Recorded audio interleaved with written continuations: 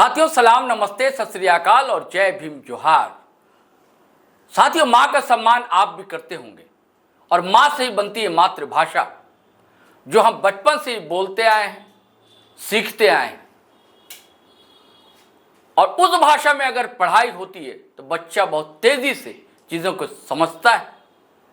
और यही कारण बताया जाता है कि आज चीन, जापान, जर्मनी, रूस क्यों आगे, क्योंकि वहां अपनी भाषा में बच्चों को शिक्षा दी जाती है। और हमारे यहाँ हम लोग मिसालें तो देते हैं, चीन की बातें करेंगे, जापान की बातें करेंगे, कितना विकास कर गया जापान, इतनी तरक्की कर गया जापान, रूस कहाँ जा रहा है, जर्मनी कहाँ पहुंच गया, फ्रांस क्या कर रहा है। इसलिए कर रहा है कि वो विदेशी भाषा में पढ़ाई नहीं करते, साइंस की भी, टेक्नोलॉजी की भी, किसी भी चीज़ की। अपनी जो उनकी स्थानीय भाषा है, मातृभाषा है खास करके, उसे वो बच्चे पढ़ते हैं और समझते हैं अच्छे से।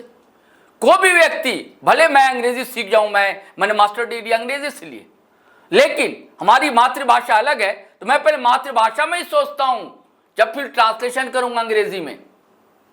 ये फर्क ये है संस्था और इसका। एक और किस्सा इससे जुड़ा है दोस्तों, मेरी आदत है मैं बात करता हूं। वो ये है कि रविन्द्रनाथ टैगोर की बात चली थी कि उनको नोबेल प्राइज मिलेगा, तब अनुवाद गीतांजलि का भेजा गया था अंग्रेजी से। तो लोगों ने कहा था, तब के विद्वानों ने, उस कमेटी में जो नोबेल प्राइज की कमेटी थी, कि आपको अपनी भाषा में भेजना चाहिए था। हम लोग उसको समझते, किसी बांग्ला भाषी को साथ में रखते, लेकिन अपनी भाषा में जो रचना होती है ना, जो सृजन होता है ना, कैसा भी सृजन हो, साहित्य का सृजन हो, इतिहास की बातें लिखी जाए या विज्ञान का कोई इन्वेंशन हो, ये बातें होती।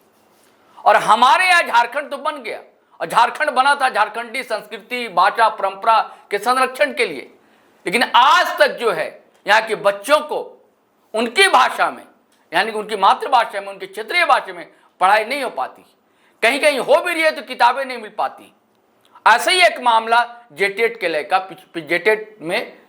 को लेकर पिछले दिनों गर्म हुआ था कि भाई वो जो भाषा, कहीं कहीं कुछ और भाषा बोली जाती है, वो उन पर लगाए जा रहे हैं ये कि भैया आप ये भाषा आपको जानना चाहिए। ऐसे कुछ बातें, विवाद बड़ा बड़ा था और बड़ा हमलावर हो गए थे। जो हेमंत सोरेन की सरकार है यहाँ पर, उसके जो घटक दल हैं वो भी हमलावर थे।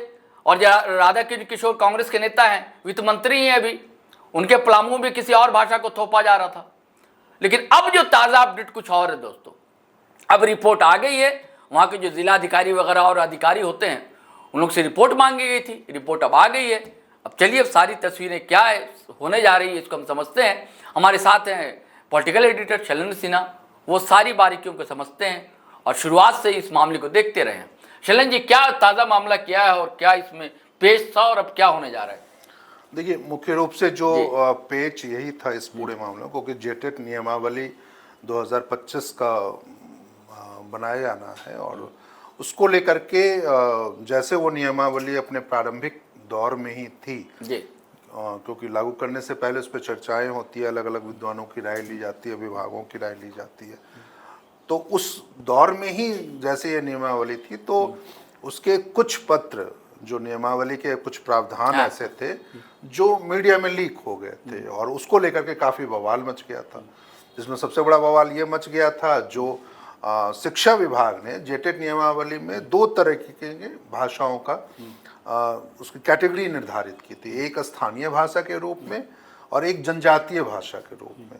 तो जनजातीय भाषा में हम सभी जानते हैं जो कैसे झारखंड के 13 जिले जो हैं वो अधिसूचित या अनुसूचित जिले में आते हैं, जहाँ पे आपको आदिवासियों की संख्या अधिक है, तो उस नाते वहाँ पे स्थानीय भाषा के, मतलब जनजातीय भाषा के रूप में जो आदिवासियों की उसको रखना था। तो इसमें खूंटी में उन्होंने मुंडारी को नहीं रखा था। बताइए, मुंडारी बोली जाती है सबसे ज्यादा खूंटी में मुंडारी ही बोली जाती है। वहाँ पे ज्यादा अधिसंख्यक आबादी जो है वो मुंडा है, तो उसको लेकर के बवाल हो गया था। तो ऐसे ही स्थानीय भाषा को लेकर के पलामू, गढ़वा में बातें हो गई थी। वहाँ पे मगही और ये बोली जाती है, आपको भोजपुरी बोली जाती है, लेकिन वहाँ पे स्थानीय भाषा में आप इसको नागपुरी को रख दिया गया था। तो ये एक बड़ा मसला था। यही वजह जो अलग अलग प्लेटफॉर्म पे ये मामला उठा, कांग्रेस ने भी आवाज़ उठाई, जेएमएम ने भी आवाज़ उठाई। तो उसके बाद शिक्षा विभाग ने एक क्लैरिफिकेशन दिया था आप कह सकते हैं उसको, जिसमें उन्होंने कहा जो हम इस मामले को लेकर के राज्य के सभी जिलों, 24 जिलों के डीईओ और डीएससी से हम सुझाव मांग रहे हैं, ताकि वो अपने यहाँ स्थानीय तौर पर जनजातीय भाषाओं की श्रेणी में और स्थानीय भाषाओं की श्रेणी में वो भाषा का चयन करके उसके वो सुझाव शिक्षा विभाग को, यानी राज्य सरकार को, राज्य के जो सबसे उच्च विभाग, वहाँ पे उसको भेजे। तो ये एक दौर अब कंप्लीट हो चुका है। सभी जिलों ने अपने अपने स्तर पर दोनों भाषाओं की श्रेणी में सुझाव भेज दिए। इसके अलावा एक प्रक्रिया और है जिसमें आप कह सकते हैं जो प्रबुद्ध लोगों से और प्रबुद्ध विशेषज्ञों से उस पर उनकी चर्चा होनी है। इसके साथ साथ जैक का भी एक सुझाव आना। अच्छा। जैक जो झारखंड एकेडमिक काउंसिल है, झारखंड अधिविद्य परिषद, जो राज्य में मैट्रिक और इंटर की परीक्षाओं का आयोजन करता है, साथ ही साथ कई प्रवेश परीक्षाओं का भी आयोजन, तो उसकी भी एक सुझाव आने हैं। इसके अलावा जो है वो रामदयाल मुंडा जनजातीय शोध संस्थान है, वहां से सुझाव आने।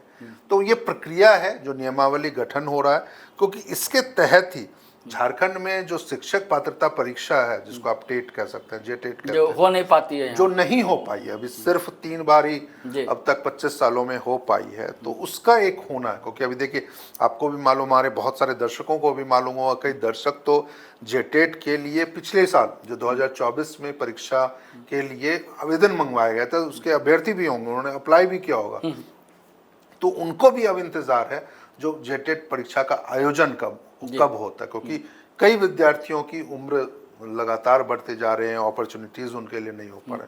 और पिछले दिनों सरकार ने यह ऐलान भी कर दिया था, जो 2024 में जो जेटेट के लिए हमने आवेदन मंगवाए थे उसको हम रद्द करते हैं। वो अधिसूचना जो थी उसको रद्द कर दिया गया था, और अब नए सिरे से जो जेटेट नियमावली के आधार पर जो नियुक्ति होगी, यानी कि अब लगता है कि रास्ता साफ होगा, जेटेट होगा।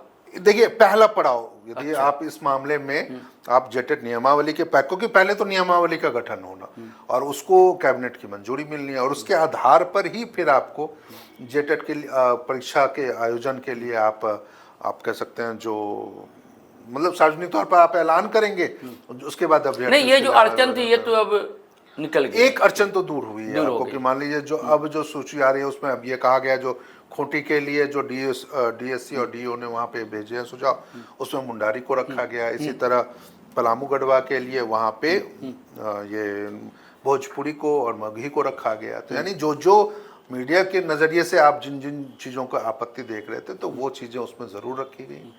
अब बाकी लोगों के सुझाव आज, क्योंकि 3 अलग अलग विभागों से भी मांगना था और कुछ प्रबुद्ध लोगों से, लेकिन जो जेटेट के अभ्यर्थी उनके लिए थोड़ी तो खुशखबरी है। बिल्कुल है, बहुत बड़ी खुशखबरी है, जो अब कम से कम भाषा के नाम पर अब कोई विवाद जेटेट नियमावली को लेकर के नहीं होगा।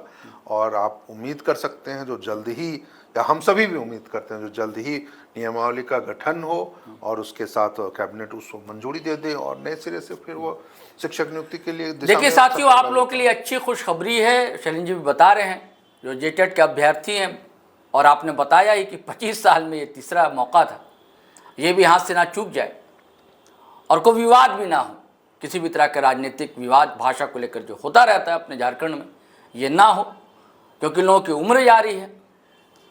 तो ये उम्मीद है, ये आस है हमें, और इसके साथ हम इजाज़त लेते हैं साथियों। लेकिन वही आग्रह गुजारिश करना चाहेंगे कि अगर आपने हमारा चैनल सब्सक्राइब नहीं किया तो कर लें, और सब्सक्राइब कर लिया है तो ज्वाइन बटन दबाना हरगिज़ ना भूलें, और वीडियो धड़ाधड़ फटाफट खटाखट शेयर करें, लाइक करें, कमेंट करें, आज्ञा दें, इजाज़त दें। जय हिंद, जय भारत।